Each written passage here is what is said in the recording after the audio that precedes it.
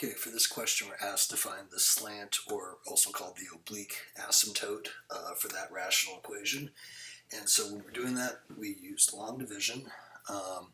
If we can use synthetic division, that's great. With this one, not so much because of that too. So let me set up my long division here. And then if you want more review of this process, remember that was in 7.3 where there's a bunch more examples of the long division. One thing with this one that might be a problem is if you don't notice that it's missing the last term and that we need a placeholder there.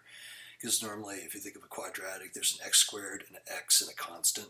The constant for this is 0, but that just means we need to put that there so that we have something to subtract from. So I wonder if that's where the trouble was for you. So here we're going to go, what do I multiply 2x by to make it that 6x squared? So that would be a 3x. I'm putting that over the x's. And so 3x times 2x is 6x squared. And 3x times 4 is 12.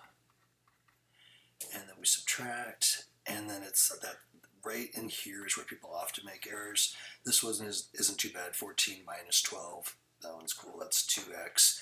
I'll bring down that placeholder 0. And then hopefully that helps you see you have to go one more round, and it's just what do I multiply 2x by to make it 2x? And the answer would be positive 1 because it is already 2x. And then that would give us 2x plus 4. And that 0 doesn't really contribute anything. It gives me 0 minus 4 would be my remainder. But with these, the remainder gets tossed because we're just looking for the y equals 3x plus 1 part. The remainder goes to 0 for large values of x. So for this problem, at least for this application, we don't need to worry about that piece. We just have to get to here. And for that matter, once you knew this was a 1, so right back here when I didn't have any of that written, I just said, what do I multiply 2x by to make it 2x?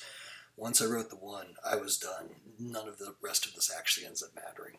It does if we're doing long division. It doesn't if we're finding asymptotes, because again, the remainder goes to 0. Hopefully that helps.